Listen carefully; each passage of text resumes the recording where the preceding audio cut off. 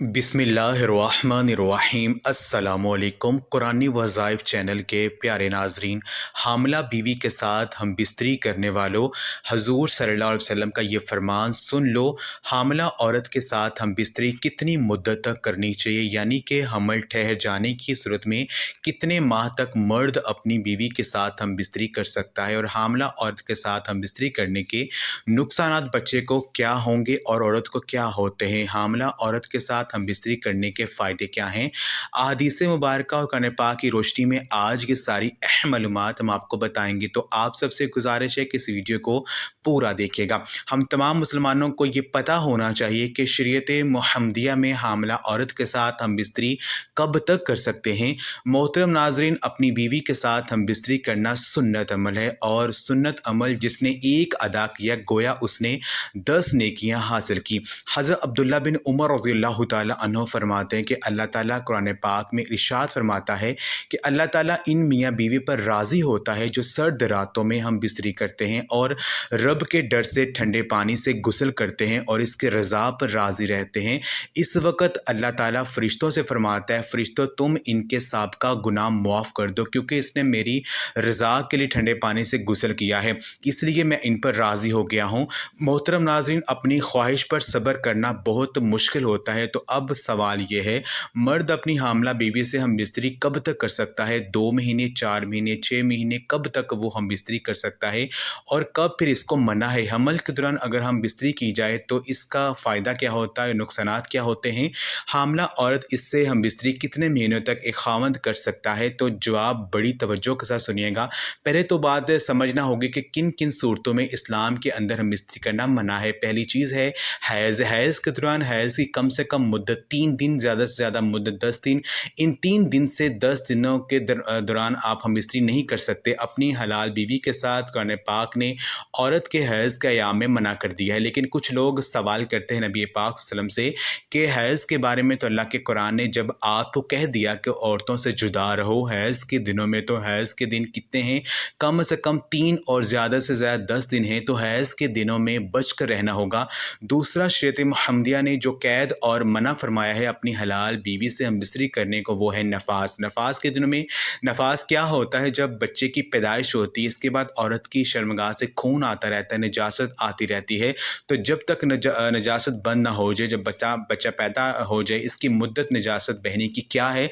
ज़्यादा से ज़्यादा इसके 40 दिन होते हैं, और कम से कम इसकी कोई मुद्दत नहीं है, वो 8 दिन के बाद भी बंद हो सकता है, 10 दिन किसी वक्त भी बंद हो सकता है।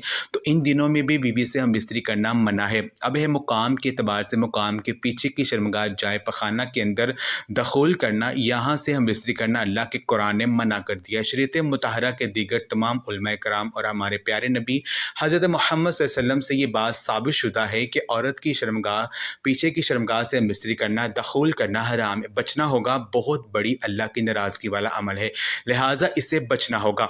अल्लाह का कुरान पाक में है तर्जमा कि तुम्हारी बीवियाँ तुम्हारी खेती हैं, तुम जहाँ से चाहो लेकिन कहाँ आओ। हरफ के अंदर यानी खेती के अंदर, खेती वो होती है जिसके अंदर बीज डाला जाता है तो बीज उगता है। गालिब इम्कान यही होता है कि कोई बीमारी लग जाए, कोई और मसला बन जाए तो वो अलग बात है, लेकिन गालिब गुमान क्या होता है कि वहाँ से खेत उगता है, जिस खेती के अंदर बीज डाला जाता है। बीज की जगह हरफ को जिसको कहा गया है वो आगे की शर्मगाह बीवी की है, पीछे की नहीं। वो जाए पखाना, जाए निजासत है, इसे बचना होगा। तो अब आते हैं कि आज का जो सवाल है, कब तक हम हामिला बीवी के साथ हम बिस्तरी कर सकते हैं, तो इसका जवाब बड़ा वाज़ेह है।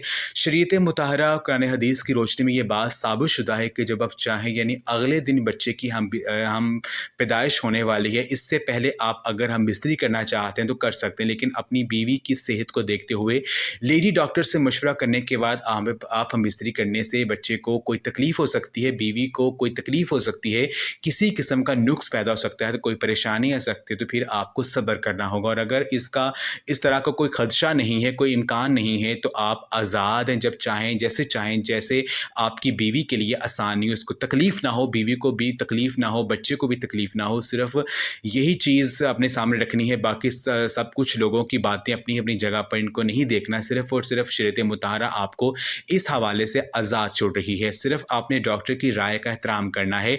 लेडी डॉक्टर जो मुसलमान डॉक्टर होना ज़रूरी है। और हामिला बीवी के साथ हम बिस्तरी करने के फ़ायदे क्या हैं, फ़ुक़हा की राय है, लेकिन رائے انتہائی مستند کتاب کے اندر لکھی ہوئی ہے، رد المختاریہ فتویٰ کی بہت بڑی کتاب ہے، دارالفتح کا حصہ یہ کتاب ہے، بڑی معتبر کتاب ہے، جس کی صفحہ نمبر 49 جلد نمبر 3 پر یہ بات موجود ہے کہ اگر حاملہ بیوی سے ہم بستری کی جائے تو بچہ اس کی قوت و سماعت کے اندر اضافہ ہوتا ہے، قوت و سماعت مضبوط ہوتی ہے، اس کے بال بڑھتے ہیں، اور تیسری چیز یہ ہے کہ اس کی بینائی تیز ہوتی ہے۔ یہ فائدے ہیں اس عمل کے، اگر اس کو اس سوچ کے ساتھ، اس یقین کے ساتھ کیا جائے تو انشاءاللہ یہ فائدہ حاصل ہوگا۔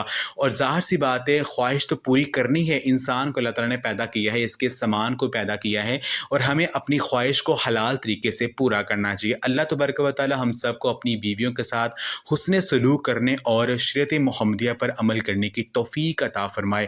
تو محترم ناظرین، یہ تھی ہماری آج کی ویڈیو۔ اگر آپ کو اچھی لگی اس ویڈیو کو لائک ضرور کریں، اور اگر آپ اس طرح کی معلوماتی ویڈیوز مزید دیکھنا چاہتے ہیں تو ہمارے چینل کو لازمی سبسکرائب کر دیں۔ جزاک اللہ۔